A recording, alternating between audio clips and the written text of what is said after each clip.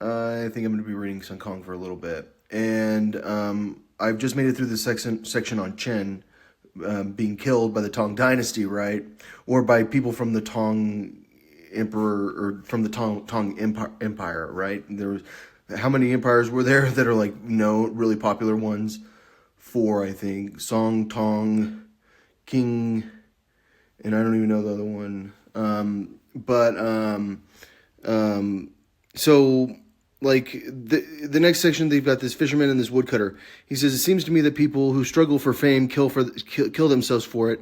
Those who compare for profit, or compete for profit, die for it. Those who accept honors sleep with a tiger in their arms, and those who receive imperial favors walk around with snakes in their sleeves. And he says, we delight in our poverty. These are like learned scholars, is what they say. And they refuse to take the test, this civil service exam that like was given out. It was like the super SAT to like become a member of the imperial workforce, to become part of the civil service. They prefer to live off the clear waters because they have clear waters in China. They're fishermen. Like, and that's like the irony of this whole passage is, I'm a woodcutter. I'm the wise one. These people are so wise. We know we're going to live off fish from the river. Some of these people are having trouble living off fish from the river nowadays. The Chinese government knows they're not living off fish from the river nowadays. And then what's the other job? You're a woodcutter. Oh, in China, you're a woodcutter. Well, what do we know about the history of Europe at that time? Or of England at that time?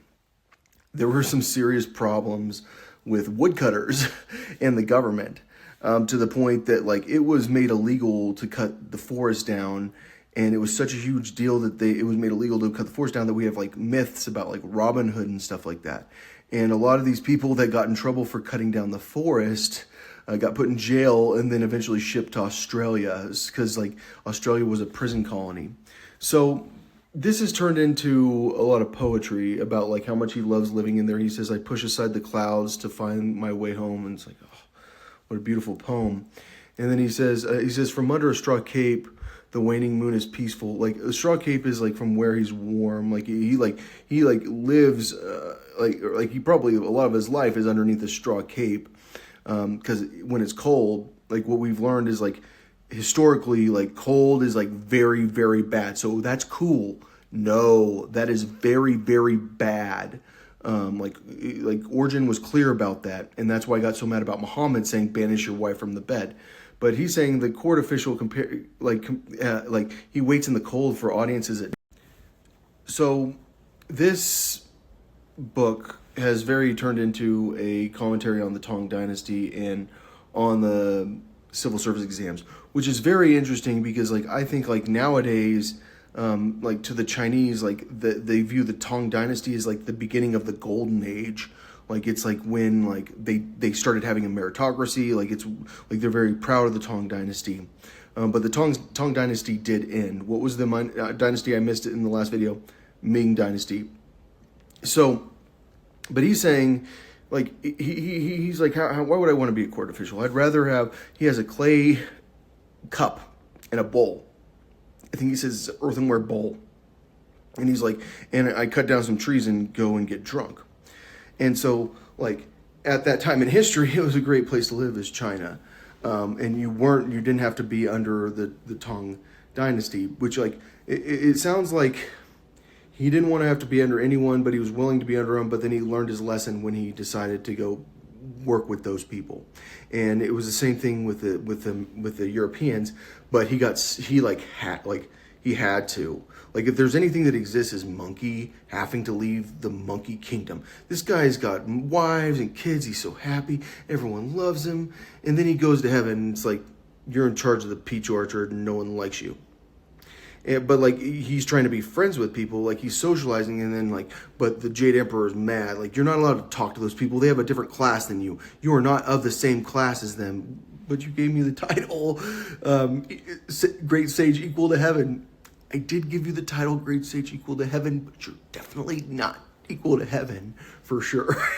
Like you're not even allowed to talk to the people that are in heaven with you. Like you shouldn't, like because like they might find out you're too funny. They might like you too much. Like, they might want you in charge. And, like, don't let people find out you're that funny and smart is apparently, like, one of the themes of history. At least the theme when Satan's in charge.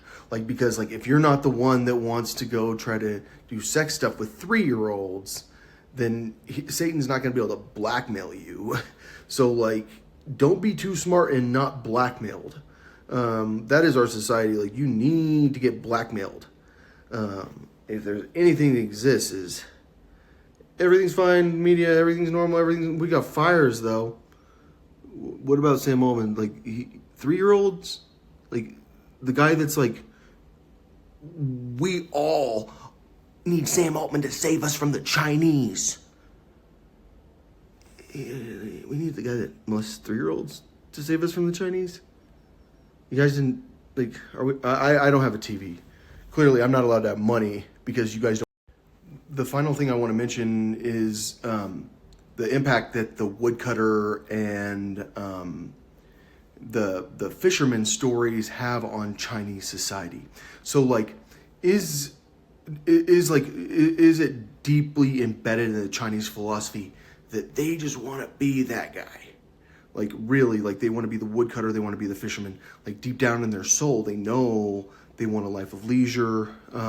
There's a book called by Lin Yutang, might be his name, from Harvard, called what is it? What's his book called? I can't remember his book. The Importance of, no, I can't remember. It's a really good book though. I loved it. And it's about like the love of leisure, like how like a Chinese person actually really does want to just like sit back and relax and enjoy their life. And people don't know how much the Chinese people want to be like the woodcutter and the fisherman. And I didn't understand the origin of their passion for leisure. And I think what it is this guy who he pushes aside the clouds to find his way home, and like, he's got an earthenware bowl and a jug, but he can get drunk because he does have enough fish to sell in the market. And like, there's nothing that tastes better than fish when you're with your kids, is what he says. Like, he's like, it just tastes so good because I'm with my family. It's like, oh.